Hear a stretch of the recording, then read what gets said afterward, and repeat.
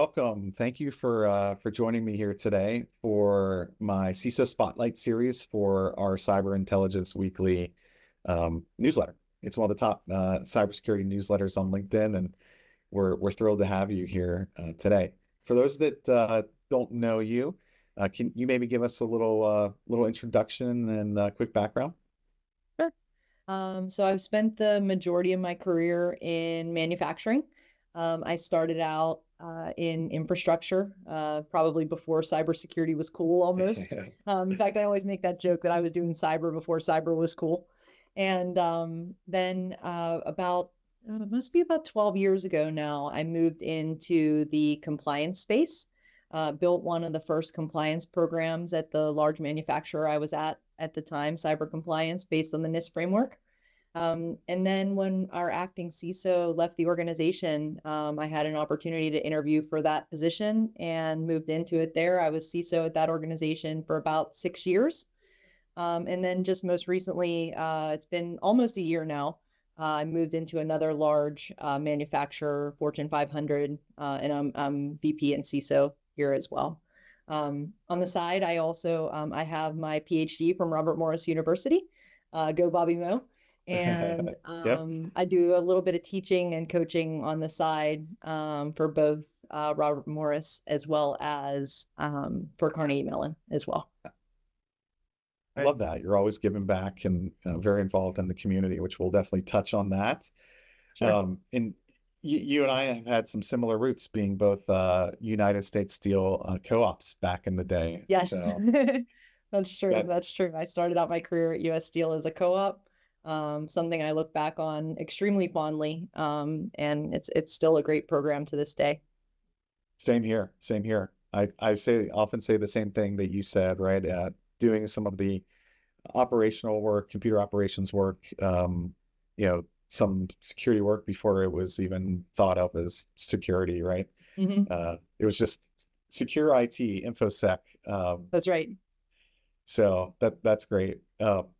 Your journey, how would you sort of describe it, right? You've had the opportunity to kind of weave sort of into cyber. Mhm. And a lot of CISO cyber leaders that I've talked to that have been really successful in their career don't start in cyber right away. Would you say your journey is somewhat similar? You've had you know, the opportunity to kind of move into those roles over time? I really think that some of the best cyber professionals out there have gotten exposure to other areas than just Yep. cybersecurity. In fact, it's something that I really look for in my organization. Yep. Um, it it lets you get some different perspective, kind of seeing it from the other person's side, and not Totally. always like, why aren't you doing this or why aren't you doing that? Sometimes you have a little bit of a different perspective if you've been in some of those organizations, whether it's applications or infrastructure, or data analytics or wherever, or even on the business side of things. So yeah, my career, like I said, definitely started out more on the infrastructure side of the house. I'm really thankful for that time because I do think it helped me to be better at cybersecurity by having that infrastructure and applications perspective. Was there a moment when you were like, hey, I really like cyber and this is where I kind of want to call my home, at least for a while? Like, is there a defining moment for you where you're like, okay, I think this is maybe the path for me? So I would say even when I was in the infrastructure space, that was an area that always interested me. Whether it was, vulnerability management or appropriately securing the software that I supported or whatever it was, I think it just is something that I saw is very important to my role. But in terms of how I kind of ended up in security, the first official role in security was more of an opportunity that I was given in the organization. I kind of got asked like, "Hey, is this something that would interest you?" And I thought through it, and it was absolutely a good fit for me. Probably prior to even working in IT, one of the things that I thought interested me was helping people to understand technology, especially people who maybe don't really get it. And I still see that as a big part of my role today. In fact, probably the biggest part of my role is like, why is this stuff important that we're doing? And Yeah. so as I moved into security, I saw more and more opportunity to do that thing that I thought interested me in technology from the very beginning. And so that's Sure. sort of how I made that move. Yeah, you're like a translator, right, at times, I right? try. I try. Yeah. No, absolutely. I'm hearing that theme a lot too in a lot of these interviews that I've done, right? A lot of CISOs describe it that way. Um, Speaking of which, and this is kind of in line with that, being a cyber leader means you have to learn a lot, evolve quickly, uh, change your maybe way of thinking, change your own mind, change your leadership style. Um, what's what are some things about your leadership approach or the way that you learn that you've had to adapt or change over the years, um, to take on such positions with great authority and great responsibility within these great organizations? So, first of all, I always kind of joke with people, if you don't like to read, you shouldn't be in cybersecurity Yeah, that is because the truth. Yeah. it's constantly changing so quickly. Um, One of the things that I think you have to get more comfortable with in the security space is that you really need expertise, high level expertise in like many areas, but you also need to have this level of trust for all the people in your organization because there is no way I can be the topmost expert in every single area that we need to support.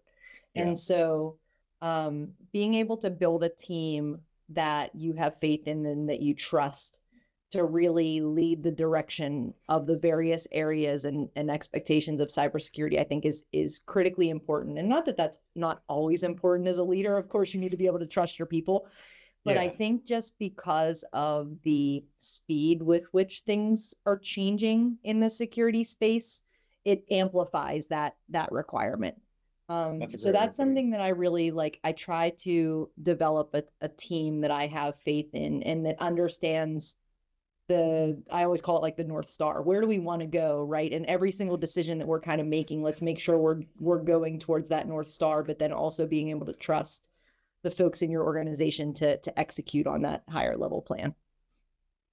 Yeah, that's fantastic. It's a bit of like, stay informed and read up Mhm. on enough things to know how things are changing and what are the new issues that you need to worry about. But also there's power through delegation and trusting your teammates that are experts in those areas to carry that for you, right? And yeah, if you ever look at that CISO mind map and all of the different areas that could fall under the 100%. responsibility, it's like, how could one person adequately cover all of that, right? It's impossible. So Yeah, I don't like to look at that because that'll lead to a stare at the ceiling at night kind of scenario, right? anxiety.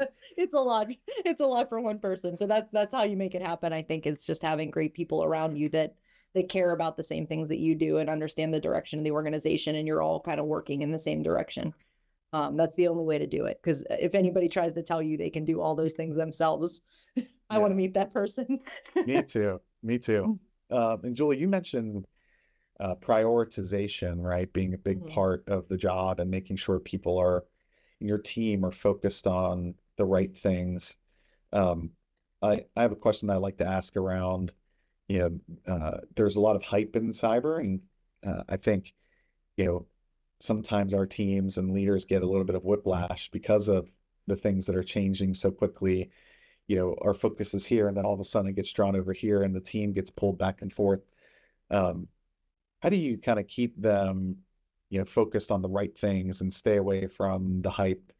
And what is something that you would point to that's maybe a little overhyped in cybersecurity today?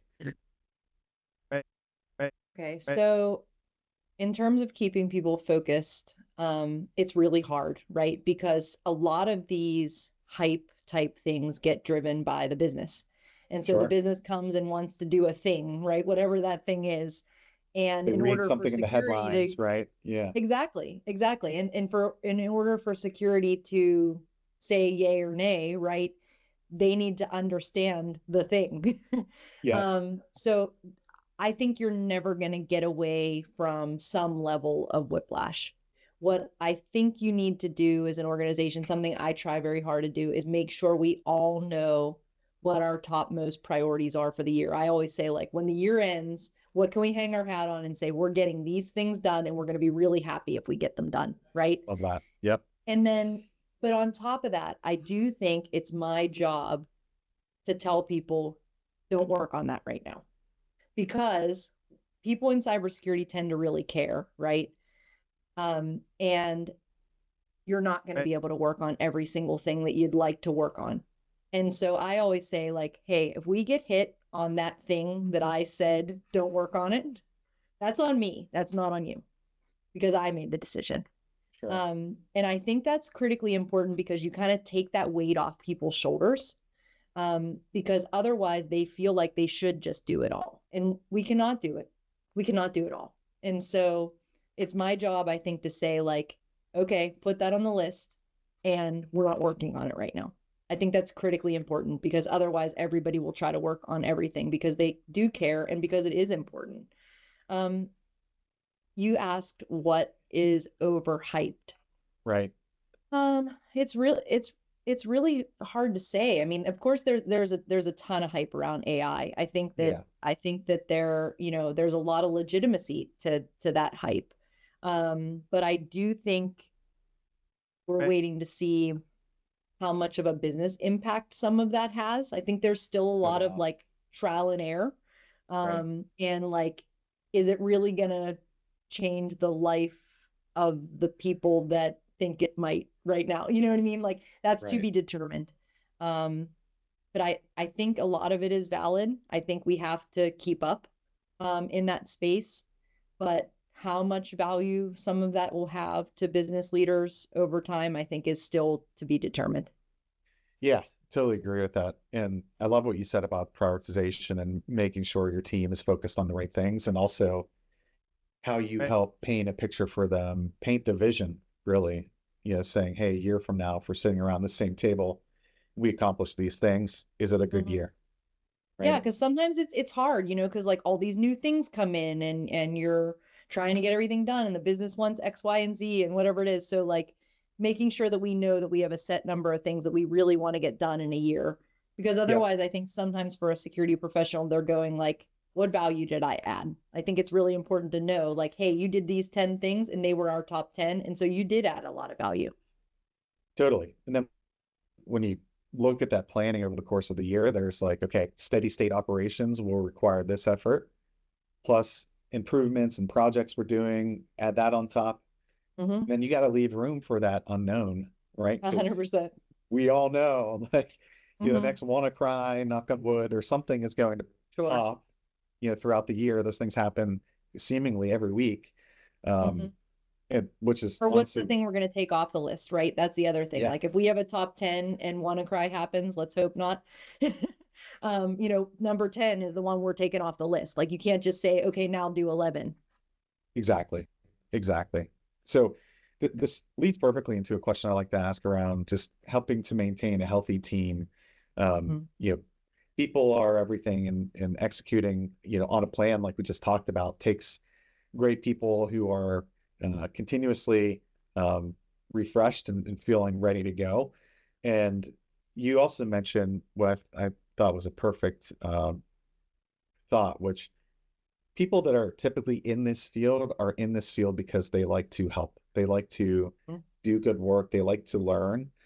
And they see this as a little bit of a calling, right? Good guys versus bad guys all day. Like, sign me up, right? Definitely.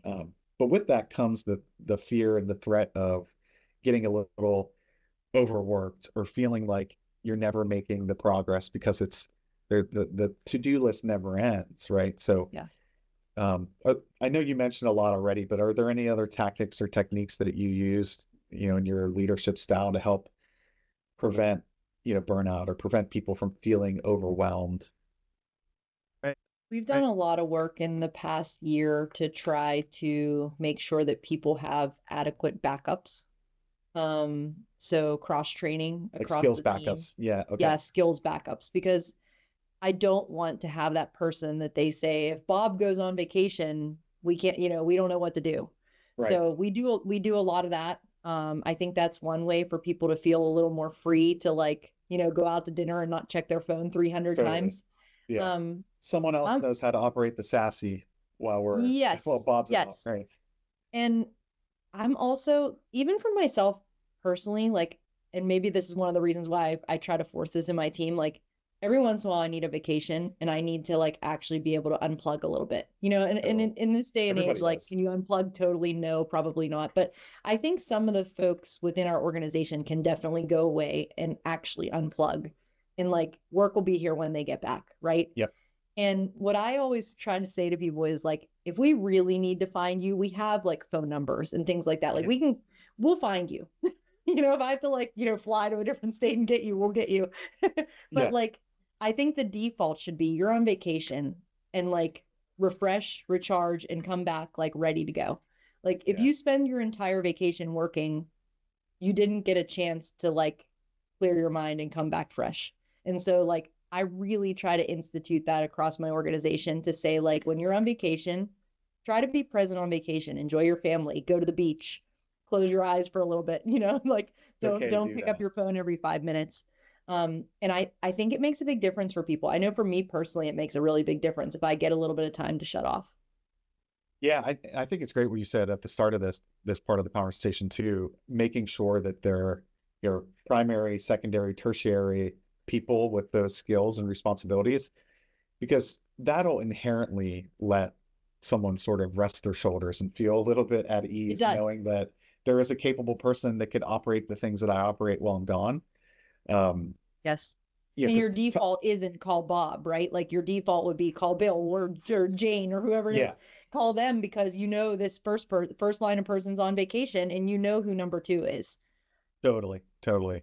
So Mhm. that's huge. That's huge. I don't hear that enough, and I know personally at Echelon, we try to do that across a lot of like our core offerings and things that we do. We want to have uh, more than just one expert in any one given area, right? Yeah. Or else it's a risk for them and for the company.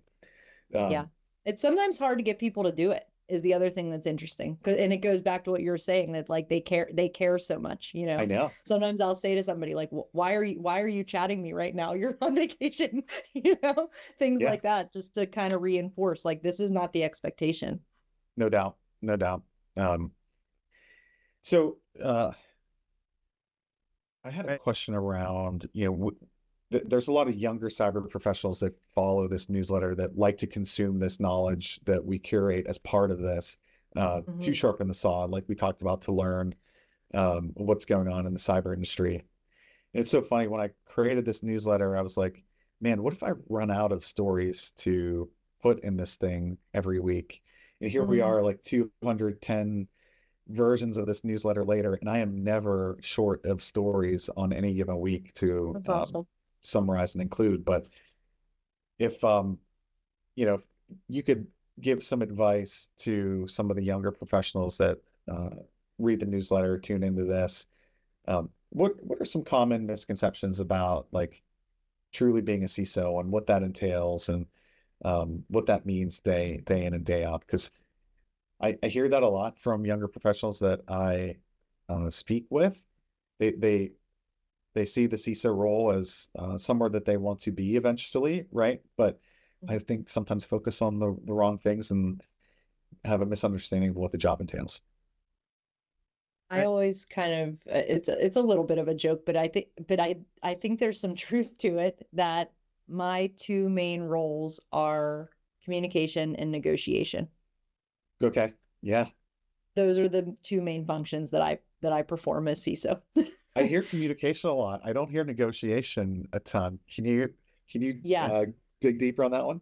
Yeah, so I mean, basically you're trying to convince people that are very busy already to do Totally. things that you want them to do.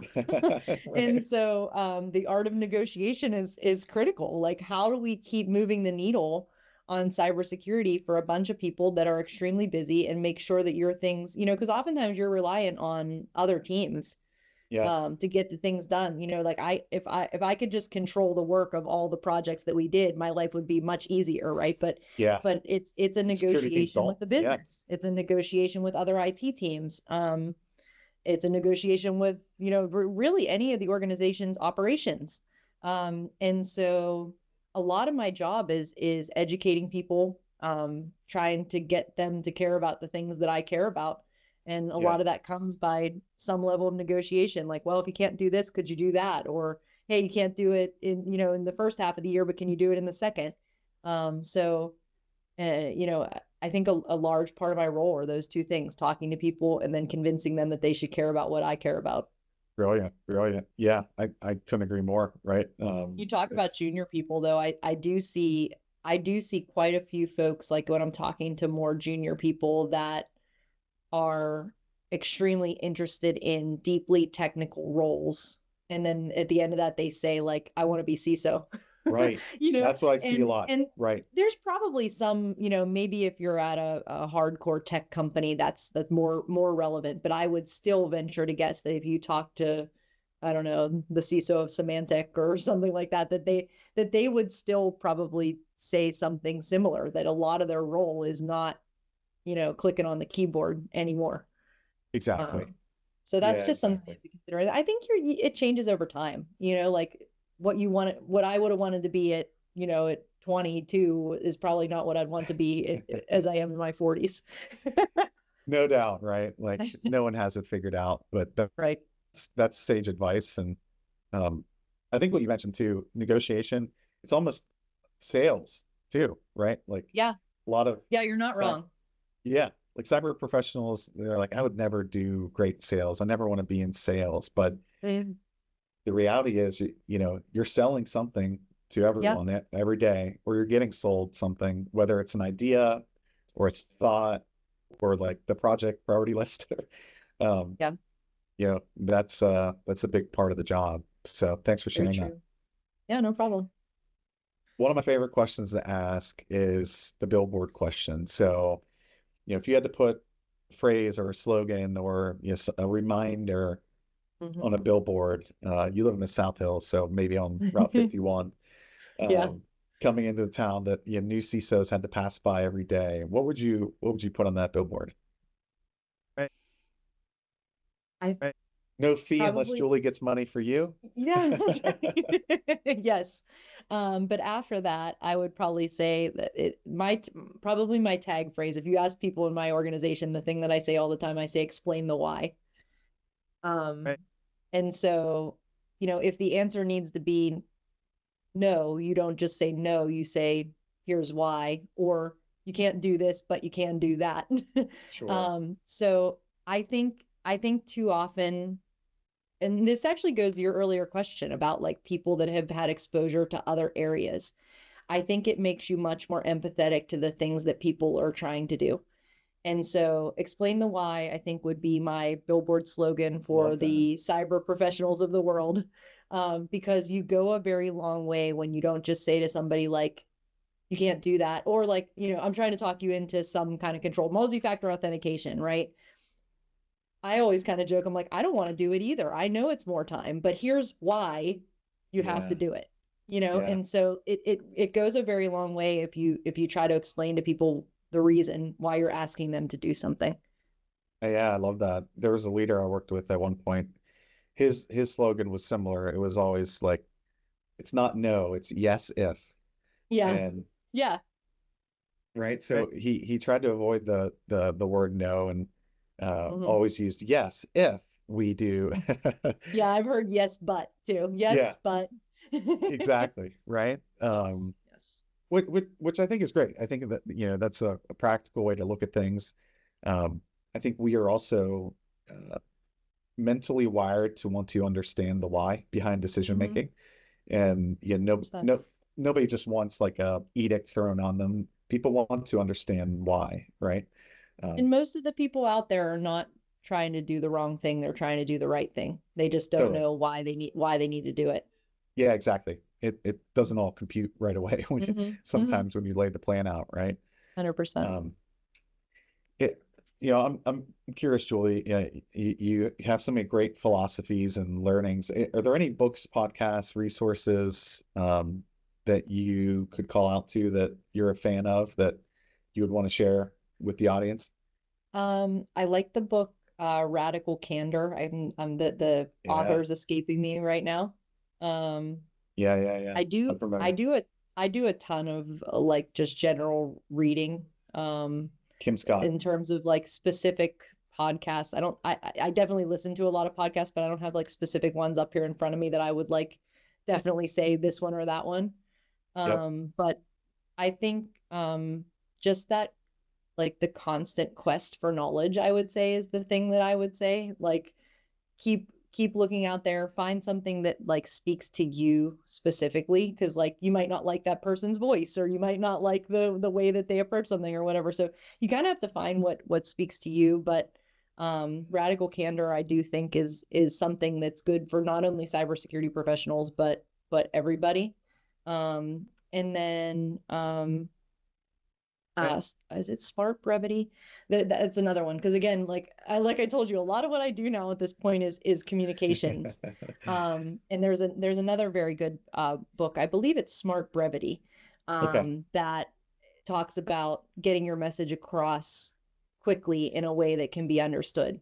And I spend a lot of time, like when I'm writing an email or thinking about how I'm going to talk to the board, and I try to think like, how can I say that with less words? Yeah. Because you lose people. You 100% lose people if you use too many words to describe whatever it is you're trying to Oh do. yeah. So Yep. that's another good one. I hope I That's got that fantastic. title. I hope I got that title right.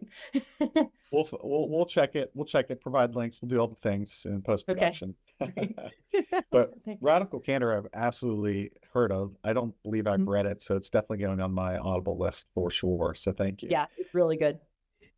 Um, well, we're nearing the end here, and one thing that I love to ask is, Julie, I'm sure you've had a ton of mentors, a ton of great people that you've worked with. Um, I want to ask, is there anyone out there that you would like to thank, give kudos to, props, a shout out, anyone that's made an impact on you and your career, or just I haven't talked to you in a while. You want to say thanks? Yeah.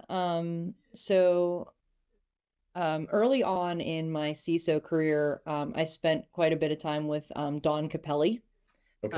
Yeah. She was the CISO at Rockwell, and now I Rockwell, believe she's at Dragos, Dragos. Yep. doing programs for folks in operational technology.